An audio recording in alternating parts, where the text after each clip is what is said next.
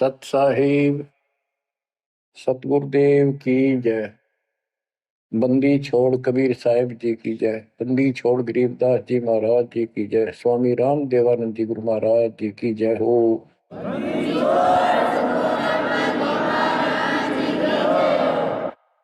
सर्व संतों की जय, सर्व भक्तों की जय, धर्मी पुरुषों की जय।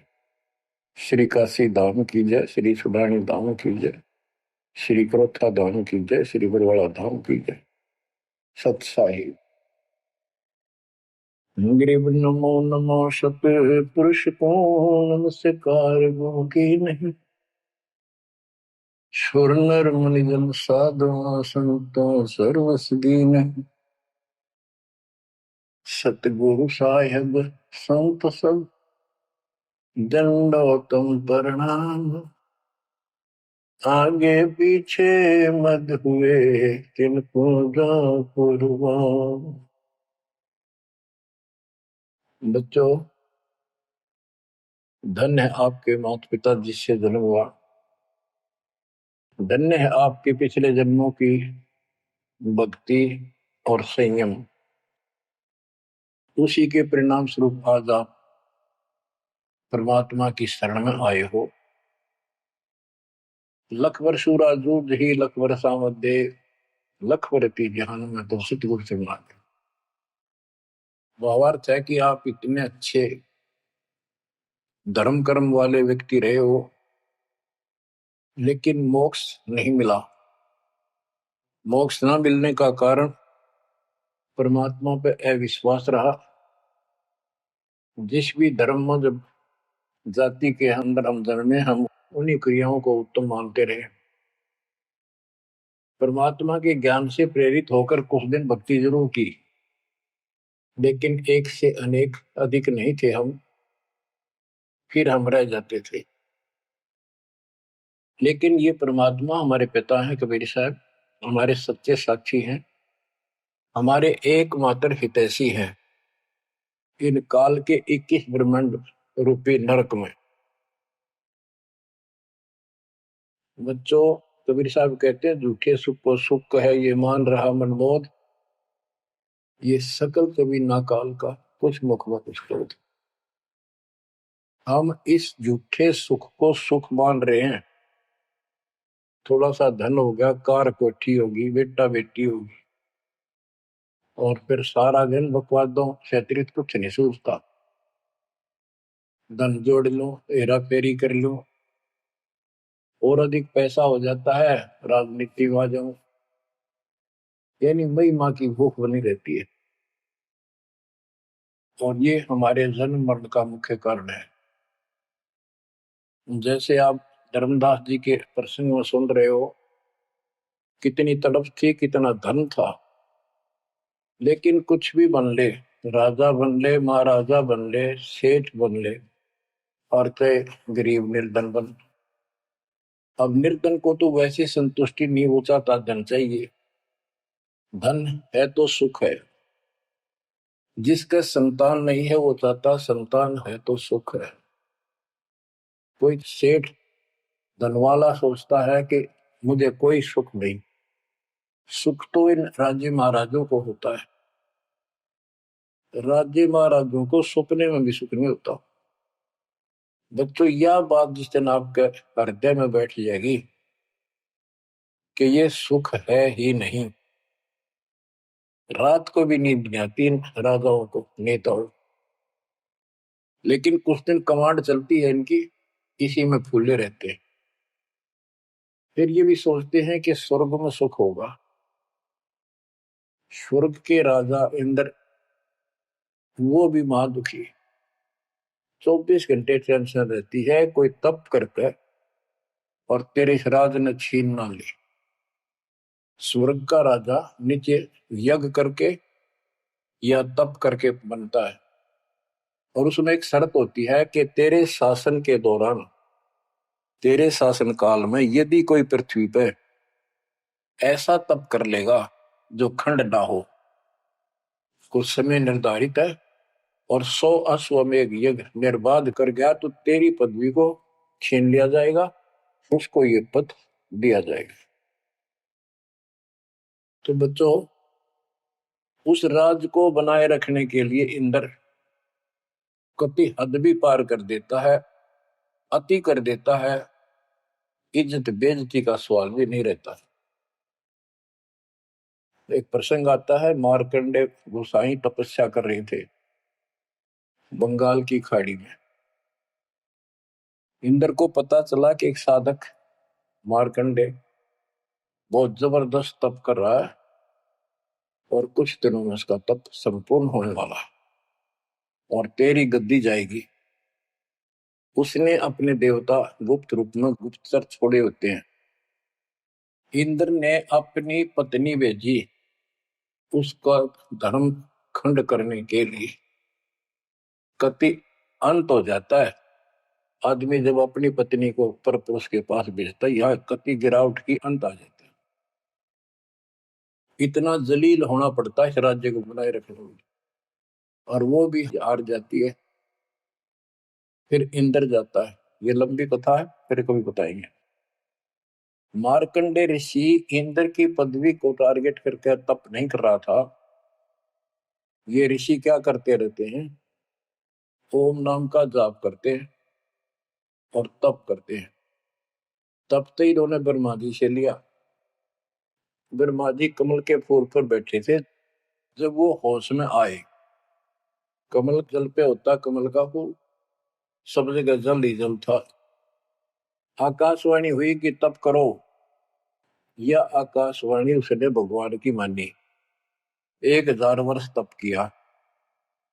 फिर आकाशवाणी हुई सृष्टि रचो, यानी जीव उत्पत्ति करो। तो कहने का भाव ये है बच्चों, फिर बाद में इनको वेद मिले, ब्रह्मा ने वेद पढ़े। ये सारे ब्राह्मण ब्रह्मा की संतान है। इनका सबका गुरु ब्रह्मा जी है। ब्रह्मा जी ने इनको बताया ओम नाम का जाप वेद में लिखा है। बच्चों, ब्रह्मा जी ने वेदों को पढ़ा। उसमें यजुर्वेद अध्याय 40 मंत्र 15 में ओम नाम है। चारों वेदों में कहीं और दूसरा नाम नहीं, ना दोबारा ओम नाम का जिक्र है। तो इन्होंने ओम नाम तो वेदों से ले लिया और तब आकाशवाणी मान ली भगवान की ब्रह्मा जी ने। तो ऋषियों ने उसी आधार पर साधना की। मार्कंडे भी वही डले डो रहा था। उसको इतना जरूर पता था कि इंद्र का राज एक अन्य गानी ओम के जाप से ब्रह्मलोक प्राप्ति होती है। तो वो ओम नाम का जाप करता था, उधर से वो तप भी करता था। ओम नाम के जाप से ब्रह्म लोक प्राप्त होता है। गीता अध्याय 8 श्लोक 13 में गीता बोलने वाला प्रभु कहता है, ओम इति एक अक्षरम ब्रह्म विवहारं माम अनुस्मरण ये पर्याति पदम देहम स याति परमाम गतिम। मुझ ब्रह्म का केवल एक ओम नाम है, जो इसका अंतिम सांस तक भक्ति करते हुए शरीर छोड़ के जाता है, वो ओम नाम से मिलने वाली परम गति यानी ब्रह्मलोक को प्राप्त होता है। ब्रह्मलोक प्राप्त होता है, ये कहां प्रमाण है? श्री देवी महापुराण। श्री देवी जी दुर्गा जी राजा हिमालय को बताती है। राजा हिमालय कहता है जी मुझे मोक्ष मार्ग बताओ। वो देवी का परम भगत था। देवी ने राजा हिमालय को बताया कि ओम नाम का जाप कर इससे ब्रह्म की प्राप्ति होगी। दिव्य आकाश रूपी ब्रह्म लोक में रहता है। इति सिद्धम, ओम नाम के जाप से ब्रह्म लोक प्राप्ति है। गीता अध्याय 8 श्लोक 16 में लिखा है कि ब्रह्म लोक में गए साधक भी पुनरावृत्ति के अंदर है, दोबारा जन्म मृत्यु में आते हैं। अब जो साधना कर रहा है उसको कति उत्तम मान के कर रहा है, ना तो करे को नहीं, इच्छा ही नहीं बना उसकी। बताओ, इनको ये नहीं बता तुम कर के रहे हो, इसका प्रतिफल क्या हो। एक कथा सुनाऊं, छोटा सा चुटकुला, सच्चाई है, चुटकुला नहीं, उदाहरण। दास के पास एक बहन अपनी दूसरी बहन को लेके आई। उसका पति शराब पिया करता और रोज पीटे, झगड़ा रखे। तो जो लेके आई थी उसका पति भी इतना नालायक था, परमात्मा ने दया करी, वो सुधर गया और तगड़ी भक्ति करने लग गया, खूब सुधर गया। चर्चा होगी गांव में। तो वो बहन बोली जी मैं तो अपनी बहन को देख के आई हूँ, इसके तो सारे सुख हो गए। मैं बेटी आपके भी होंगे, आपको ये हमारी मर्यादा का पालन करना पड़ेगा। वह बोली जी मैं ये व्रत ना छोड़ू, 16 शुक्रवार के व्रत करती हूँ। 16 शुक्रवार के व्रत करने हैं, वो तो 5-6 हुए हैं मेरे। मैं बोला हमारा नाम लेना बेटी वो सब त्यागने पड़ेंगे। ये व्रत रखती किस उद्देश्य से है, कि लाभ होगा आपको। फिर तो वो बहन बोली जी बताई थी किसी ने, अब तेरा पति शराब छोड़ देगा। मैं बोला पहले 16 शुक्रवार व्रत के प्रतिफल बताऊं के उसे, इसका लाभ क्या है। ये आन उपासना ये डले ढोने वाले क्या बताते हैं कि एक बहन का पति परदेश में गया था और वो 2-3-4 साल तक आया नहीं। उसने किसी ज्योतिषियों से दिखाया, पत्रे हाथ दिखाए, किसी ने बता दिया कि तेरा पति तुझे भूल चुका है, तेरी याद नहीं रही। माता संतोषी के व्रत रख 16, तेरा पति वापस आ जाएगा। उसने व्रत रखने शुरू किए शुक्रवार के 16वें दिन, 16वें व्रत वाले दिन वापस आ गया। ये है इसका फल। और मैं बोला तेरा पति रोज आवे रोज कूटे, गड्ढेगी तू इस बता के फूकेगी बर्ता, बुद्धि कान रखेगी तुम्हारी। तंती रखना नहीं चाहिए, 2-4 दिन ना हो तो बढ़िया, पिटाई देना हुआ। कहने का भाव यह बच्चों, इन गुरुआ गांव बिगाड़े संतो गुरुआ गांव बिगाड़े, ऐसे कर्म जीव का लागिए ईव जड़े नहीं जाड़े। तो मार्कंडे ऋषि इंद्र से कहता है, इंद्र तू इंद्र की पदवी छोड़ दे, अगले जन्म में गधा बनेगा। इंद्र कहता जी फेर की फेर देखी जाएगी, तो मौज करने दो। बता हमारी बुद्धि यहाँ तक सेट हो चुकी है, फेर के देखी जाएगी, गधा बने पाछा तो कुमार देखेगा, कड़म मारेगा लठ, 2.5 मिनट का धरेगा समान कमर पे। मार्कंडे ऋषि उसको कहता तू मेरे वाली साधना कर ले, तुझे ब्रह्मलोक पहुंचा दूंगा। बच्चों वो कहते हैं ना, बेड की लात गुडने तले तले, ये कहीं जा लो, इनका ये इतना ज्ञान है, इतनी इनकी अंतिम भक्ति है। अब प्रसंग चल रहा है धर्मदास जी का। ये जड़े धर्मदास जी ने खूब डो लिए थे, और जब आंख खुली होए होए होए, अब परमात्मा उनको छोड़कर चले गए। दोनों पति पत्नी देखते ही रह गए, आंखों में आंसू टपक रहे थे। ओझल हो गए भगवान जब गली से अंदर आए, रागा खूब रोए अंदर बैठ के। ताकि पता नहीं आऊंगे कि ना आऊंगे ना, ये गांव नाम बताते, ये भी कमाल हो गया। परमात्मा कराते आए तो धर्मदास जी ने बोले खुशी मनाई, चरण पकड़ के बहुत कुछ प्रश्न उत्तर किए। आखिर में कहने लगे धर्मदास जी, हे प्रभु अवगत कला तुम्हारी, हम है कीट जीव वे बिचारी, सत्य लोग तुम वर्ण सुनावा, शोभा पुरुष अनसन सत भावा। हे परमात्मा आपने सतलोक बताया, आपने परमात्मा की शोभा बताई, रहने वाले हंसों का भी बड़ा गजब का सुख बताया। कैसे न देश राज व आही, चित इच्छा प्रभु देख ताई। कि वो कैसा देश है, कैसा लोक है, मेरा मन करता है उसने देखो। परमात्मा बोले धर्मदास ये निर्घनी काया, निर्घनी ये बेकार, इसमें डंगा भरा पड़ा, काम क्रोध लोभ विष्टा थूक ब्लड टट्टी पेशाब, इसमें कैसे दर्शन हो उस भगवान के। मैं जो बताता हूं तू ऐसे भक्ति शुरू कर दे, और जब शरीर छोड़ के जाएगा तो आपको परमात्मा के दर्शन हो जाएंगे। वहां सतलोक भी देखिए, वहां सारे अपने बहन भाइयों में खुशी करे ना। धर्मदास ये निर्गनिकाया, ये तन पुरुष दरस के में पाया, इस तन में भगवान कैसे दिखेगा। तन ठीक का जब पूरा हो भाई, सतलोक तो देखो जाए। जब ये तेरा शरीर का समय पूरा हो जाएगा जीवन, फिर इसको छोड़ के सतलोक देख ली जाके। धर्मदास के चरण होरा, हे प्रभु दर्शा मिटाहो मोरा। सर्व टेक प्रभु विनवै तो ही, पुरुष दर्श बिन कल नहीं मोही। दोनों चरण पकड़ के धर्मदास ने बोला, ये भगवान एक में दिखा दो, मेरी यह भगवान के दर्शन की प्यास मिटा दो, उसके दर्शन बिना मुझे एक पल भी चैन नहीं होगी। परमात्मा बोले, भाई मैं ही हूं प्रभु, सारी सृष्टि का मालिक मैं हूं, मैं आपका गुरु हूं।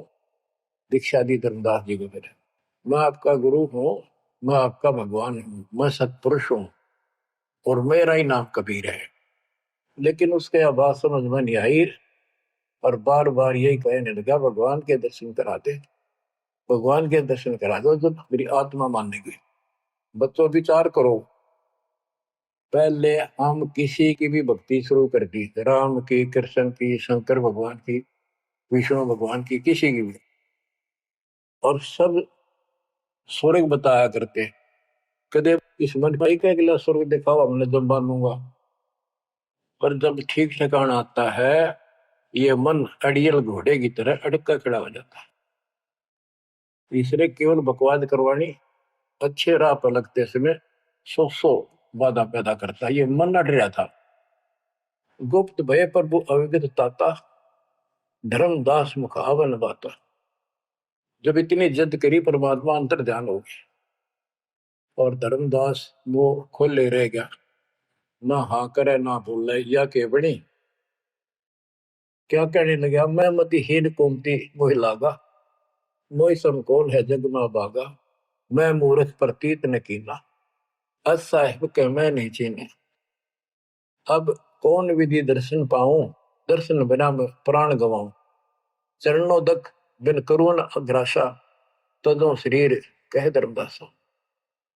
अब क्या कहता है, मैं बड़ा निकम्मा, मैं दुष्ट आत्मा, मतिहीन, कितना मुंह ला लिया भगवान ने मेरे को, और देख मैं कितनी जिद कर गया, मेरे जैसा निर्भाग धरती पर नहीं। मैं मूर्ख, मैंने भगवान पर विश्वास नहीं किया, फिर वो बुरी तरह। इस मन की यह गंदी आदत है। अब कौन विधि दर्शन पाऊं, दर्शन बिना मैं प्राण गवाऊं। चरणों तक बिन करो न ग्रासा, जब लगूं के चरण धोकर नहीं पी लूंगा मैं, अन्न नहीं खाऊं। तजो शरीर कह धर्मदास, नहीं तो मरूंगा। दिवस सात लग अन्न न खावा, भजन अखंड नाम लो लाओ। जो नाम दिया था उसमें डट के भक्ति करता रहा, ना कुछ खाया ना पिया। सातवें दिन पर वो प्रगट दिखाए, धर्मदास पद गए उकलाए। सातवें दिन परमात्मा आए, धर्मदास ने पैर तरफते हुए पड़े पड़े ने पैर पकड़ लिए। दृढ़ श्वासा निपट अधीरा, पड़े चरणन में अक्षीण शरीरा। शरीर बहुत कमजोर हो गया था, धरती में पड़े पड़े न सरक के मालिक के चरण पकड़ लिए। कर गए साहिब तही उठावा, शीश हाथ दे अंक मिला। परमात्मा ने उसके अपने हाथ का सहारा देकर उसको खड़ा किया और फिर अपने सीने से लगाया। धर्मदास चरणोदक लीना, चरण पखार आचमन कीना। धर्मदास ने फिर उठ के जल लाया, परमात्मा के चरण धोकर पिए। परमात्मा बोले, हे धर्मदास, प्रसाद कुछ पाओ, कुछ खा लो। कर प्रसाद तो मुंह पे आओ, मेरे पास आओ फिर तो, और फिर मैं तुझे सारा ज्ञान बताऊंगा। तो धर्मदास ने जल्दी जल्दी कुछ खाया। उसका ये टेंशन थी कि चले ना जा। थोड़ा बहुत खाया, पानी पी कर पटदे से आगे बैठ गया। धर्मदास का शरनाई, सुन प्रभु अगर अपार, 7 दिवस कहाँ रहे, कौन देश पगडार। तो परमात्मा से पूछने लगा, है भगवान आप कहाँ रहे, कैसे कैसे रहे, कहाँ गए। फिर उसी बात पर आकर गया, हे प्रभु चिंता गण करो मोरा, पुरुष दर्श देव करुण्य हो रहा। मैं हाथ जोड़ू, आपके निहोरे निकालूं, मुझे भगवान के दर्शन दिखा दे। परमात्मा कहते, धर्मदास ये हट का कर हो, मानो शब्द शीश पर धर हो। मैं तो कहूँ वो मान ले तू, हमरे गहे पुरुष पे जय है, बिना गहे वो हजार न पे। अब मेरे नाम को तो ठीक से जब, मैं मिल गया गुरु के बिना उस भगवान की प्राप्ति नहीं हो सकती। हमसो पुरुष ऐसा आही, जल तरंग जल अंतर नाही। कि भगवान मेरे में इतना अंतर समझ ले, इतना भी अंतर नहीं है। जैसे समुद्र से लहरें उठती है, लहर और जल अलग नहीं होता। बच्चों, धर्मदास जी को खूब समझाने की चेष्टा की कि हमरी सूरत गहो चितलाई, तभी पुरुष पथ दर्शन पाई। मेरे को भगवान रूप समझो, तब मालिक की प्राप्ति होगी। से हृदय प्रतीत असाने, गुरु और पुरुष भिन्न नहीं जाने। गुरु और परमात्मा को अलग नहीं समझा, तो शिष्य में ऐसी श्रद्धा होनी चाहिए। जब लो चित असरीति ने आवे, जब लग ऐसा भाव नहीं होगा, तब लग जीव लोक नहीं सतावे। धर्मदास चित बहु सकाने, चल टेक वो विनती ठाने। सारा कुछ कह लिया भगवान ने, पर उसने अपनी बात को ऊपर रखा। परमात्मा भी चाहते थे कि मैं एक अपना आई विटनेस तैयार करूं। हे प्रभु, सत कहो तो पाही, तुम ते कुछ तुझता ही नहीं। मोरे तुम पुरुष हो स्वामी, यम ते छुड़ाओ अंतर्यामी। हो प्रभु, वर्णव लोक की शोभा, ताते आदि मोर मन लोभा। आपने इतना सुंदर लोक बताया, वहां के इतने सुख बताए, तो इसलिए मैं देखना चाहता हूं। तब लीला बहुत हम देखा, आपके चमत्कार मैंने बहुत देख ली। पुरुष दर्श बिन रह ये रेखा, भगवान के दर्शन नहीं कर लूंगा, इतना मेरे मन का दोष निकले नहीं। जो किंकर पर हो दयाला, तो छिन्न में होएगा पुरसाला। कि मेरे दिल का कांटा जब निकलेगा, जब आप यह दया कर दोगे। तब परमात्मा ने कहा, धर्मदास ठीक है, चलो। बच्चों, उस समय परमात्मा कबीर जी और धर्मदास अकेले, उसके एक बगीची सी थी, उसमें थे, दोनों ही जने थे। धर्मदास जी की आत्मा को लेके परमात्मा ऊपर चले गए। पीछे से लोगों ने देखा, घर वालों ने जाके देखा, धर्मदास आया नहीं, क्या हो गया। वो बेहोश पड़ा, जैसे कोमा में होता है, मरा नहीं। 3 दिन तक ऐसा रहा। मालिक को ऊपर लेके गया। धर्मनी जो ऐसो चितके ना, तन तद चल लोक प्रवीणा। छोड़ इस शरीर को, चल मेरे साथ। राखो तन गौर ले हंसा, ता पहुंचे जा काल ही संसा। क्षण एक में पहुंचे जाई, अवगत लीला लखे को पाई। शोभा लोक देख सुख माना, उदित असंख्य शशि और भाना। इतना प्रकाश उस लोक का, जैसे असंख्य सूर्य और चांद उदय हो गए हो। परमात्मा कबीर जी जिंदा बाबा के रूप में थे। जब सतलोक में पहुंचे, और जब उस परमात्मा के महल के सामने सतलोक में संतरी खड़ा था, परमात्मा बोले, भाइयों, मृतलोक से एक हंस आए हैं, धर्मदास इनका नाम है, और इनको वह परमात्मा के दर्शन कराओ सतपुरुष के। द्वारपाल ने एक और भगत को बुलाया और कहा, इनको सतपुरुष के दर्शन करा के लाओ, महल में ले जाओ, दरबार में। जब वो लेके चला धर्मदास जी को, बहुत से भगत और आगे हंस, हंसनी, यानी जैसे यहाँ भगत कहते हैं, वहां हंस कहते हैं, भगतमती कहते हैं, वहां हंसनी कहते हैं। हंस का अर्थ है, हंस एक पक्षी है जो बुगले जैसा होता है, कति सेम टू सेम। लेकिन उसका गुण ये होता है, वो मांस मच्छी नहीं खाता, भूखा मर जाएगा, केवल मोती खाता है। अर्थात संत भगत वो होता है जो सब बकवाद छोड़ दे, केवल राम नाम के मोती सेवा सुमन दान करे, उनको हंस कहते हैं। तो काफी हंस इकट्ठे होकर आगे भगत और हंसनी भगतमती। बच्चों, जैसे दास बताता रहता है जो बच्चे स्कूल में सुख लेना चाहते हैं और वहां बकवादों में लगे रहते हैं वो सदा दुखी होते हैं।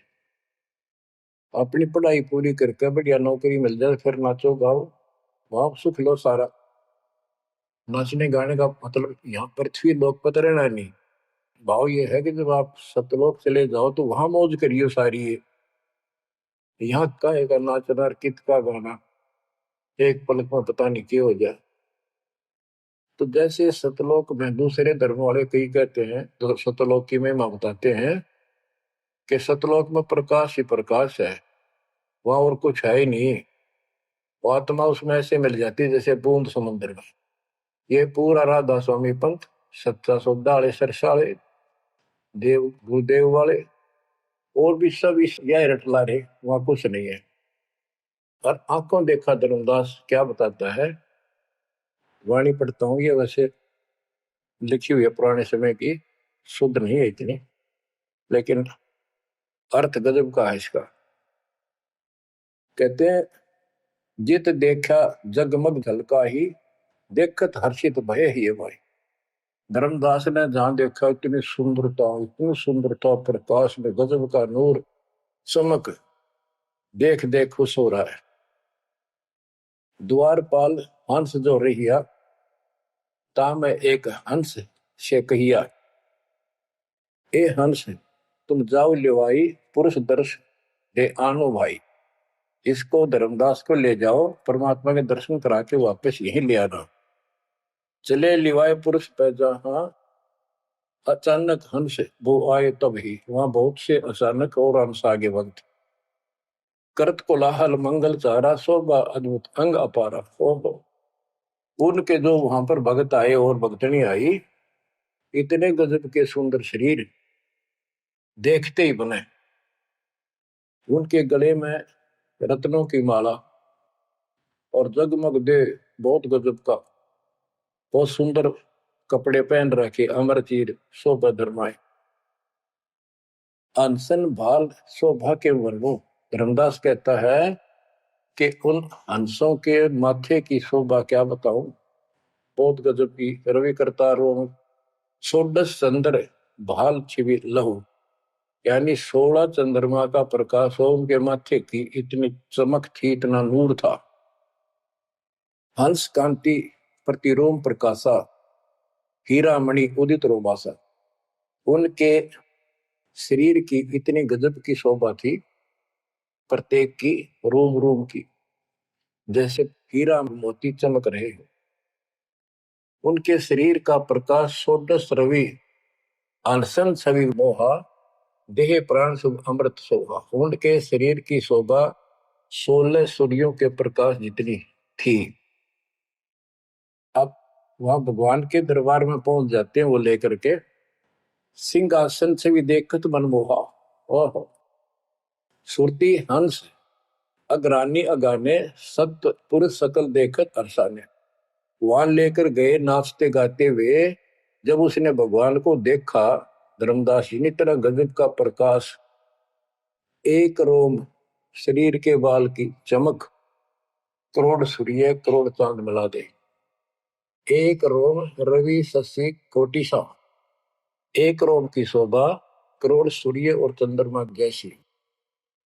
पुरुष प्रकाश सतलोक अंजोरा, ताने पहुंचे निरंजन चोरा। कि उस सतलोक का इतना सुंदर प्रकाश है, वह ऐसी व्यवस्था है कि वहां ये काल निरंजन, ये चोर नहीं जा सकता, यानी इसका वहां भय नहीं है। अब सुनो, 4-5 पंक्तियों में कमाल कर दिया। पुरुष कबीर देखा एक भाई, धर्मदास पुन रहे लज्जाई। वहां पर परमात्मा तो सतलोक का मालिक, असंग ब्रह्मांड के तकत पर सिंहासन पर विराजमान था, वो वही सूरत थी उनके साथ धरती से नीचे से आया था। ओहो, देखो ये तो लिखा कबीर सागर में, ये वो सुना रहा हूं। और वास्तविकता आपको बताई कि परमात्मा स्वयं उसको साथ लेकर गए और वो चौर करने लगे उसके ऊपर। हमने इसका रस निकालना, सारा रस निकालना है। कबीर सागर का बहुत अड़ंगा कर रखा है इन्होंने, फिर भी हमने निष्कर्ष देखना है जब धर्मदास जी ने देखा कि ये कबीर इनका सेवक है और ये है भगवान, उसमें रूप दो थे। जब परमात्मा खड़े हुए और जिंदा बाबा वाला रूप उस तख्त पर विराजमान हुआ, बच्चों जिसको धर्मदास भगवान मान रहा था वो खड़े हुए सतपुरुष और परमात्मा जिंदा बाबा वाले वेश सिंहासन पर विराजमान थे, और वो चवर लेकर खुद परमात्मा उस कबीर जिंदा बाबा पर करने लगे। धर्मदास का आश्चर्य का ठिकाना नहीं कि अभी भगवान यो है कि ये है। इतने में वो जिंदा बाबा में समा गए जिसको वो सतपुरुष दिखाई दे रहे थे, और वो शोभा जो कि तू जिंदा बाबा वाले शरीर की होगी। अब कहते पुरुष कबीर देखा एक भाई, धर्मदास बहुत ही लज्जाई, वहां मुझे प्रतीत नहीं आई, हे परमात्मा कैसी कुमुख हिम्मत छाई। धर्मदास कहता हुआ मुझे विश्वास नहीं हुआ, ये महाराज कह रहे थे भगवान मैं परमात्मा हूँ, मैं सारी सृष्टि का रचने वाला हूँ, मेरा नाम कबीर है, असंग ब्रह्मांड का स्वामी हूँ। अब धर्मदास जी कहते हैं भगवान कबीर पुरुष एक यहाँ छिपाए, सत्य पुरुष जगदास का है, धाये चरण गो अति सकुचाई, हे प्रभु हम परिचय तब पाई। हे परमात्मा अब आपको मैंने पहचान लिया, ये शोभा कस वहां छिपाओ और कस नहीं जग में प्रगट दिखावा। आपने ये शोभा वहां क्यों छुपा रखी है, वहां क्यों नहीं दिखाते इष्ट लीला को, ये अपनी असलियत को, आपके वास्तविक शरीर की शोभा को। परमात्मा बोले धर्मनी जो वही छवि जग जाऊं तो ही विकल निरंजन राव, यदि मैं इस शोभा युक्त नीचे जाऊं तो काल निरंजन पागल हो जाए। और मैंने उसको वचन दे रखा है कि मैं अपना ज्ञान समझा के जीव को लाऊंगा। और वैसे बच्चों परमात्मा आज हमने ले जा, हम टिक नहीं सकते वहां पर, भूल जाओ इन बातों में, ये तो कहने की बातें हैं। उदाहरण देता हूँ, कबीर साहब कहते हैं हम मोहम्मद को वहां ले गए, इच्छा रूपी सतलोक नहीं रहे हो, उल्ट मोहम्मद महल उठाया, दूध धीरे धीरे कलमा था। यानी हम हजरत मोहम्मद जी को ऊपर लेके गए थे कि ये समझ गया तो इन सब ने जो इसने लाखों तैयार कर रखे सबको बता देगा। लेकिन नीचे प्रभुता घनी होगी थी, संगत उबत खूब होगी थी इसकी, और उसके ऊपर प्रभुता पाके भूल गया भगवान को, नहीं इच्छा हुई तो वापस छोड़ दी। उस दिन पाछे आप भी मर गया और वहां प्रभुता भी रहेगी। काल का इतना अजब गजब जाल है बच्चों। तो धर्मदास जी से बोले कि आप नीचे जाओ, धर्मदास जी बोले भगवान ये वहां ना बेचो, यही रख लो मेरे दाता, इस नरक में मत दे। अब मैं नहीं जाऊं दाता वहां पर। परमात्मा बोले भी ऐसे नहीं बात सुनेंगे, वहां तुम जा चिंता ना कर, मैं तेरे साथ रहूंगा और सत भक्ति दूंगा, उससे आपकी भक्ति गजब की बन जाएगी और भक्ति युक्त होकर यहाँ आएगा, वैसे यहाँ ठिकाना नहीं मिलेगा तेरे। और दूसरी बात है कि तूने सब कुछ देखा है, नीचे औरों को बता, तेरे भाई बहनों को विश्वास होगा। धर्मदास कहता है मोहे राख लियो महाराज हमसे बिगड़ी है, मोहे राख लियो महाराज हमसे बिगड़ी है, बिगड़ी है महाराज हमसे, बिगड़ी है महाराज हमसे, बिगड़ी है हमें नांगा लो महाराज, काल की नगरी है तुम्हें ना भेजो महाराज, काल की नगरी है। रोबरी तरह जैसे किसी ने आग में धकाया करे जबरदस्ती मर तो कर राख लो महाराज हम गंदे हिसाब से। अब पता चला उन सारे भक्तों ने बताया तुमने ऐसी गलती करी थी भाई, इसलिए दुख पा रही कि हमने खुद बिगाड़ी अपनी किस्मत। तुम रख लो दाता, ना वे जो मेरे मालिक पैर पकड़े रोवे। परमात्मा बोले भाई ऐसा ना कर, वापस चल और वहां पर मैं तेरे साथ रहूंगा, भक्ति कर, कोई दिक्कत नहीं आने दूंगा मैं तेरे को, चिंता ना करी, तेरे पीछे पीछे न फिरूंगा मैं।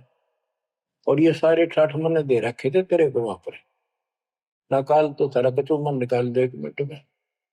धर्मदास को फिर हौसला हुआ और तीसरे दिन शरीर में वापस आया।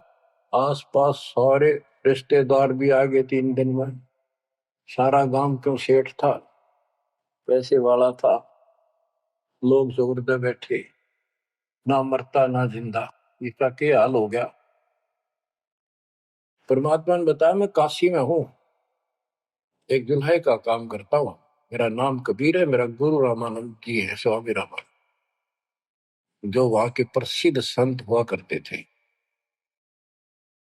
धर्मदास जी सचेत हुए, उठे तो देखा चारों तरफ हाहाकार मच रहा, वो जिंदा हो गए तो एकदम खुशी की लहर आ गई। आमने भी रोए तो वो कहने लगा क्या हो गया तुमको। तो बोले आप तो मर गए थे, ना मरो थे ना जियो थे, अचेत पड़े थे, बेहोश थे, हमको टेंशन हो गई थी कि मरेंगे। तब उसको विश्वास हुआ, नहीं तो सपना मानना वो, ये मन इतना दुष्ट है, इतना उल्टा चल रहा है, जब ठीक ठिकाने की तरफ चलता है जीव, परमात्मा कसर नहीं छोड़ते, ये उसका बाप है। तो तब धर्मदास को विश्वास हुआ, रे तेरे की सचमुच मैं तो सचखंड गया, सतलोक गया था। फिर उनको बताने लग गया सारी, मैं वहां गया था, सतंदा बाबा भगवान है, खुद है, सारी सृष्टि के रचने वाले हैं, ब्रह्मा विष्णु महेश, तब के सामने कुछ भी नहीं है। वो रिश्तेदार आए थे तो चले गए, पागल हो गया, बांटन दे, जिंदा हो गया, शुक्र है। लेकिन जिसका लागे वो तंग। धर्मदास काशी पहुंचे और देखे एक दुल्हे के रूप में बैठे, वो सूरत क्यों की त्यों चरणों में पड़ गए। आसपास के कॉलोनी के लोग आगे बुलाए, बताओ पूछे कौन है, ये सेठ है, ऐसे ऐसे कांधोगढ़ का प्रसिद्ध सेठ है। और सब नौके देख किसी पागल हो रहे लोग, इस नीरू के पुत्र को भगवान मानते हैं, इनकी अकल पर पत्थर पड़ी। यानी जुलाहे भी ये बात बोल रहे, जो देखा वो यही कहे। धर्मदास जी ने चरण पकड़ कर छोड़े नहीं, परमात्मा गलती बहुत होगी, हे दयालु माफ करो। जब परमेश्वर ने उसको कहा बच्चा तेरा दोष नहीं, इस काल ने सबकी बुद्धि फेर रखी, और जो भी ये सारा संसार आपको दिखाई देता है ये कुछ भी नहीं है। 1 सेकंड में मृत्यु हो जाती है इंसान की, और फिर कुत्ते गधे बनाकर छोड़ देता है। इसने तो सच्ची भक्ति करने नहीं देनी, या सच्ची भक्ति या जैसी भी आस्था मैं ही जीवों की बनाए रखे हुए हूँ। उस टाइम तो धर्मदास जी सारी मान्यता वो बात ही नहीं रही। अब परमात्मा बोले धर्मदास आप अपने घर जाओ, और बच्चा मैं वही आऊंगा तुम्हारे पास। धर्मदास बोला जी आइयो, मेरा बेटे ने भी समझाइयो, और आमनी ने भी सतनाम दिया, बेटा भाई मैं आऊंगा पक्का। धर्मदास से ले गए परमात्मा वहां, आमनी को नाम दिया। और धर्मदास जी बोले जी मेरा एक पुत्र है नारायण दास, उसको भी समझाओ। धर्मदास जी ने नारायण दास बुलाया, क्या जा भाई, गुरु जी आई, भगवान आ रही है। बैठ गया, परमात्मा ने जो ज्ञान सुनाया उठ के चल पड़ा। फिर बुलाए तभी नहीं आया, अगली बार भगवान ने खूब कह लिया, बुला ला भाई तेरे बेटे ने नाम दे दूंगा। धर्मदास गया, बेटा आजा, नारायण दास कल्याण हो जाएगा, काल के जाल में फंस गई। वो कहता पिताजी आपकी मति मारेगी, इस जो लाए ना आपको बुद्धि भ्रष्ट कर दिया, देवताओं को छोटा बताता है ये देवताओं की निंदा करता है, मैं ना इसके दर्शन भी करूं। धर्मदास ने खूब कह लिया पर लड़का मानना नहीं। धर्मदास जी रोने लग गया महाराज के चरणों में। दाता एक का पुत्र मेरा हरियो काल के मुंह में जाकर दया करो दाता, इसको शरण में ले लो दाता। हे भगवान, मैं बहुत दुखी हूं। परमात्मा बोले बेटा मैं समझाऊं तू समझावे और इसकी माँ समझावे, कि तुम्हारे से ज्यादा इसका हमदर्द कौन हो सकता है। जब ये आपकी नहीं मानता तो भाई इसको छोड़ दो। ये महाराज ने के छेड़ा जाता है, ये महाराज समझाओ इसने। परमात्मा बोले भाई यू काल का दूत भेज रखा तेरे घर पे, कति चौगर ते तो बांध रखा तू, या बात मान ले मेरी। अब काल का दूत का धर्मदास का दुख हुआ इस बात का। आए इकलौते पुत्र ने गुरु जी काल का दूत क्यों बतावे है। परमात्मा बोले कि तेरा बेटा कहां पर है, उसको एक बार ले आया यहाँ पर। धर्मदास बोले बेटा चल, तो कुछ ना सुनिए, बैठ जाओ बस। वो आ गया। परमात्मा ने उसकी तरफ ऐसे आशीर्वाद वाला हाथ किया और धर्मदास से बोला देख ये है तेरे बेटे की बॉडी के अंदर, इस शरीर के अंदर यू काल बैठा। उसका शकल देखी उसने छोरे के अंदर से, वो वास्तविकता थी उसको काल के दूत की। ओछा माता, लंबे दूत, विकराल शरीर। परमात्मा बोले यू बैठा इसके अंदर, यू काल का दूत है, ये कभी भी नाम नहीं लेगा ना तेरे साथ चलेगा। जब धर्मदास बोला नारायण दास है, जा बेटा जा, जा कर ले काम कर ले काम। चरणों में पड़ गया, भगवान मेरा तो बीज नष्ट हो गया, हे भगवान मेरा तो वंश ऊपर चलेगा, बताइए काल पैदा हो गया मेरा तो। परमात्मा बोले वंश ने के चाटेगा, तू पीछा छुटवा ले यहाँ से बेटा, क्या करेगा इस वंश का। ये तो काल खाई खुराक का पहन पोशाक का यम का बकरा पड़ता है, लेकिन हमारा तो रंग चढ़ रहा है। लोग के कहेंगे, फलाना के कहेगा, संतान ना हुई तो संपत्ति का कैसे होगा। कई बीमारी बांट रखी है, कई रोग ला रखे काल। परमात्मा बोले ठीक है, तेरे को मैं अपना बच्चा अपना हंस भेजूंगा, और आज से 1 साल के बाद तेरे घर में पुत्र उत्पन्न होगा, उसका नाम चूड़ामणि रखना। उस समय बताते हैं धर्मदास की उम्र 80 साल की हो चुकी थी और आमनी देव भी वरदौलिये थे। ये धर्मदास के आप विश्वास हो, ये मालिक हे परमात्मा इस उम्र में कैसे बच्चे होंगे हमारे, हम तो कति व्यर्थ हो चुके हैं। तब दाता ने कहा देख उधर देख, तेरे आंगन में एक छोटा सा बच्चा ऊपर से आया, आंगन में हाथ पैर मारे नो, एक पत्ते के ऊपर लेट गया आके, साथा है वो पत्ता उसको, ये तेरे घर में 1 साल के बाद आ लेगा। इतने बहुत ध्यान हो गया, कुछ विश्वास कुछ अविश्वास, परमात्मा की दया हुई।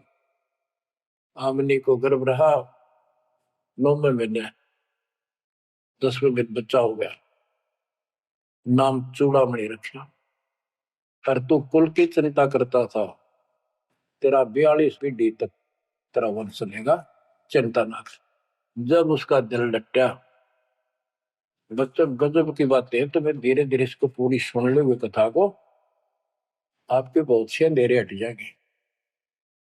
अब परमात्मा ने चूड़ामणि शाना हुआ, उसको दीक्षा दी, उसी को धर्मदास जी को भी गुरु पद दे दिया था। पर बोला तो किसी ने मंत्र ला दिया, सारा सार नाम तक दे दिया उसको, और कसम खवा दी कि ये नाम किसी को नहीं बताएगा। जब धर्मदास डिगमग देखे तो उसके लड़के को गुरु पद दे दिया चूड़ामणि, केवल 5 नाम, ये 7 में से 5 बीच बीच के दिए, और बेटा इसी को तू आगे देता रहना, तेरे गुरु पद दे दिया। परमात्मा की कोशिश थी ये मंत्र करते रहेंगे, इनको मनुष्य जीवन मिलते रहेंगे, भगवान की आस्था इनमें बनी रहेगी, कुछ लाभ होते रहेंगे, और इस बिचली पीढ़ी तक जाना था उनको। लेकिन धर्मदास को बता दिया था कि काल मेरे नाम से 12 पंथ चलाएगा, जो सारे गलत साधना करवाएगा, और तेरे वंशज तेरे परिवार वाले 6ठी पीढ़ी में जाके ये असली नाम भी छोड़ देंगे। एक टकसारी पंथ होगा, उसकी साधना शुरू कर देंगे, जो एक आने की नहीं होगी। जो ये सारे धर्मदास वाले दामा खेड़ा वाली गद्दी में वो टकसारी वाले की साधना चल रही है। वो 5 नाम भी गए। फिर धर्मदास रोने लग गया, हे मालिक इनका उद्धार कैसे होगा? और माता बोले मैंने कुल दिया तेरा 42 वंश तेरे, उद्धार उसका होगा जो मैं भेजूंगा एक संत भगत अपना दास, उससे तेरे पीढ़ी वाले नाम लेंगे या सारा संसार लेगा, सबकी मुक्ति हो जाएगी। बच्चों, परमात्मा की असीम रजा है, आप ये सत्यनारायण कथा सुन रहे हो और सुनते रहो। मुश्किल से ये अमर कथा मिली है सुनने को। मालिक आपको मोक्ष दे, सदा सुखी रखे। सत साई।